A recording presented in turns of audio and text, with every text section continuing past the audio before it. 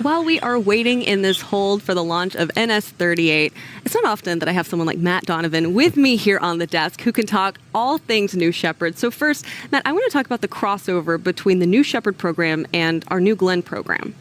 Yeah, absolutely. I mean, I think there's some really foundational concepts, right? So one, New Shepard, liquid oxygen, liquid hydrogen powered vehicle, right? And we've really made the investment at Blue over time to learn how to build engines that can operate with liquid oxygen, liquid hydrogen, how to do the ground operations. And that is then able to be used on the second stage of New Glenn and really built the foundation for that capability there. Also, we talked about the reusability. We talked about landing rockets, right? And so all the way from that second mission of New Shepard, where we were able to successfully land, to the second mission of New Glenn, where we were able to successfully land it on the barge here recently, all the guidance, navigation, control algorithms, how you manage all the propellants in the vehicle during those descent phases, how those engines are deeply throttleable to be able to give you that capability to land the vehicle back.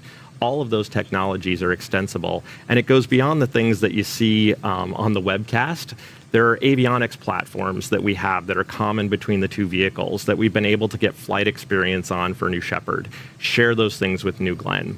And that's all the fun technical stuff. The other part is you've got to operate the rocket, right? Right. And so we have our great crew down in Texas right now that's sitting on console getting ready to launch. And we've taken many of those operations folks, been able to share those lessons learned with New Glenn. One of our flight directors for New Shepard sits on console for first New Glenn launch, right? And so how you manage that launch crew, how you get through the countdown, all those are the types of lessons learned that we're sharing from New Shepard to New Glenn and really set them up for the tremendous success that they've had on their first two flights. So I actually got the extreme privilege of chatting with Megan Lewis, launch director over for New Glenn. And what was so cool about that is she told us about this tradition you have of Wile E. Coyote. And that actually went over from New Shepard all the way to New Glenn. For our viewers, can you explain that a little bit?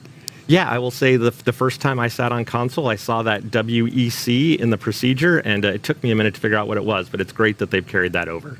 It really, really is. So if you're just joining us, we've talked a little bit about the crossover between New Shepard and New Glenn and how New Shepard is foundational to everything we do here at Blue.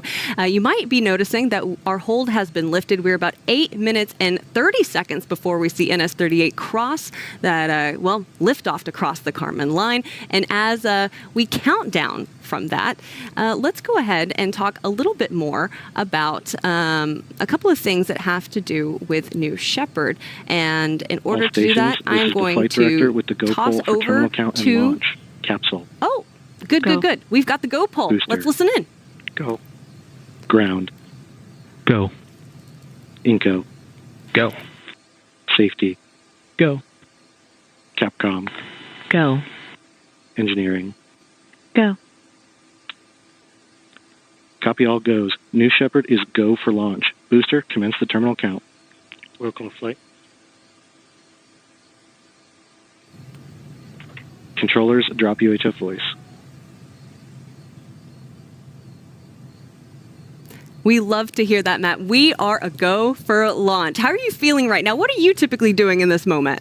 So it was a great replay of our go pole. Typically, I'm on our mission management team, so I'm sitting there in the back room down there making sure we're getting through all of our flight readiness reviews, that things are going well in the countdown. If anything comes up, we're there to help the launch team get through that. So it was great to hear them get through that terminal count go pole. And I want to say it's great to be here because we've got Mike Marhill down there covering for New Shepard today. Hey, shout out to Mike right now, who is out in West Texas. And of course, NS-38 will take to the skies and beyond from Van Horn, Texas. So while we have a moment, let's actually take a closer look at the town home to New Shepard's team out west.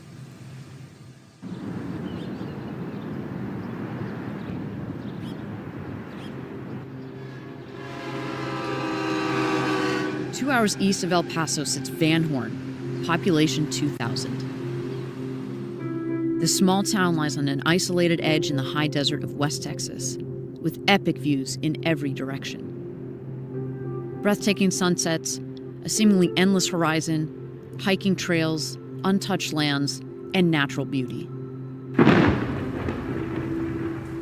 It's our home away from home, and when we're here, we get to take part in the local culture. And on launch days, locals get a glimpse of New Shepard as it blasts towards the stars. This is the home of New Shepard. 20 miles north of Van Horn's Main Street, Blue Origin occupies a majestic valley as far as the eye can see. Texas has always been at the forefront of human space exploration. It was home to mission control for the Apollo moon landings, and it's where astronauts have trained for decades. Now, this rich history is being passed to a new generation of astronauts. West Texas has been the site of every New Shepard mission to date. And it's where the journey to space begins.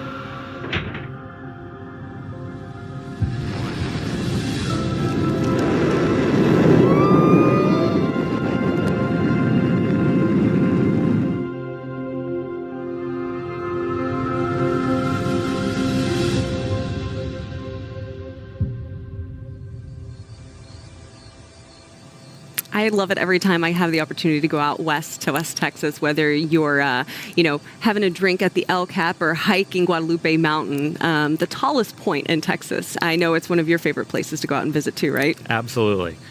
So let's talk a little bit more as we are about T-minus 5 minutes until the launch of NS-38. Let's go through the flight profile and go a little bit more in depth on this experience for our astronauts. Yeah, so in this animation here, you can see that VE3 PM engine firing. That's going to take the propulsion module and capsule away from our launch site there in West Texas. We get through max Q, that period of maximum dynamic pressure. And as the vehicle heads up, we get to main engine cutoff. We shut down that engine. The vehicle coasts up into space. We get that separation, and then the astronauts can unbuckle and enjoy their amazing zero-G experience looking out over the Earth and space.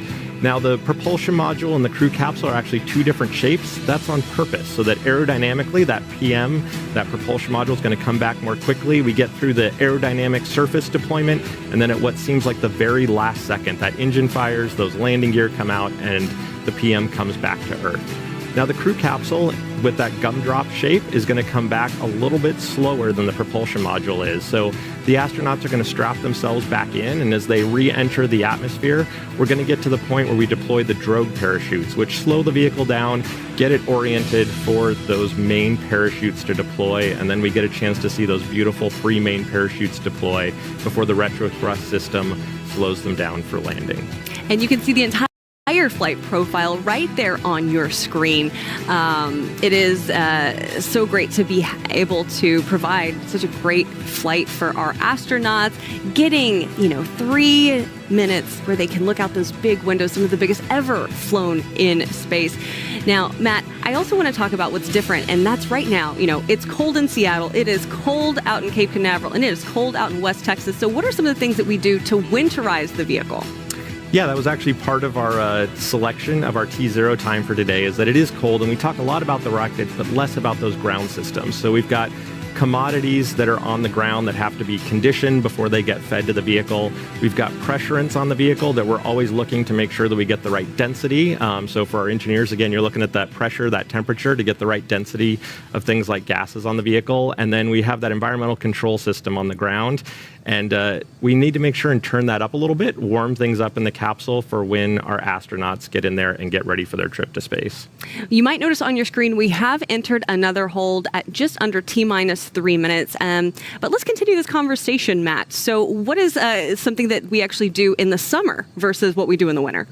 Yeah, one of the other interesting things is that we're also looking at things like upper level winds. We're looking at thunderstorms in the afternoon. So during the summer, you'll notice we tend to launch earlier in the day, a little bit cooler, both for launch and then also for all of our recovery operations. And then we're also looking for all those upper level winds, trying to trend those, everything that the vehicle has to fly through on its way up and its way back down. And you actually see those shift seasonally throughout the year. All right, so we're about T-minus just under 3 minutes as we are in a hold for NS-38. Again, the crew of NS-38 is Tim Drexler, Linda Edwards, Alain Fernandez, Alberto Gutiérrez, Jim Hendren, and Laura Stiles. In this moment, we're going to toss it back over to the rocket, get a little more information, and come back to you guys.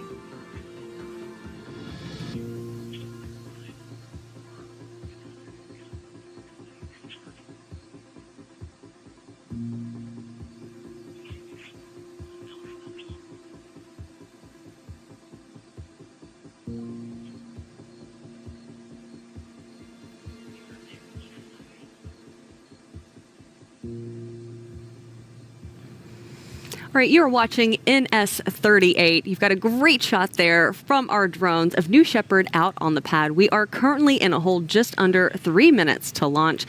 Now, one thing I want to chat with you about, Matt, is that New Shepard has incredible windows. I mean, these are some of the largest windows ever flown in space, designed to give our astronauts that incredible panoramic look down at Earth.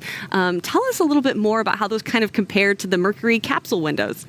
Yeah, you're actually getting a chance on your screen right now to see a bit of the side-by-side comparison between those New Shepard windows and those Mercury capsule windows. Totally different perspective looking out those amazingly large windows that we have. One of the things that we get feedback from the astronauts about as well is that it's not just one window. When you look out across the capsule and you can look through multiple windows, you get to see the entire panorama of the Earth and space. And so we find that most of our astronauts do tend to spend that time looking out their window, looking at space, looking at the Earth, but also just one quick glance across the capsule, and they can see an amazing view that you can't see anywhere else. Matt, you've been with the New Shepard program quite a long time, and I know you've had a chance to chat with some of our astronauts who have taken these flights. What did they say about what it's like for them to look out those windows and then take those images back with them mentally after their flight? I think one of the most insightful pieces of feedback that we get from our astronauts is that the view of Earth is amazing and that thin little blue line of atmosphere is really indescribable. But the one thing that surprised me the most is that the astronauts talk about the blackness of space in contrast.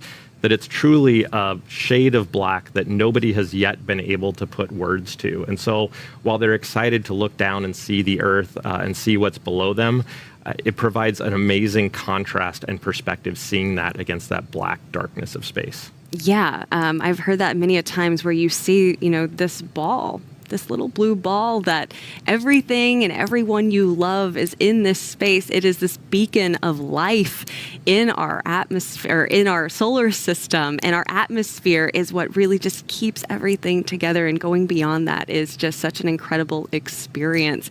So if you're just joining us, you are watching NS-38. We are at a hold just under 3 minutes until launch. We're going to toss it back over to the rocket and be back with you shortly.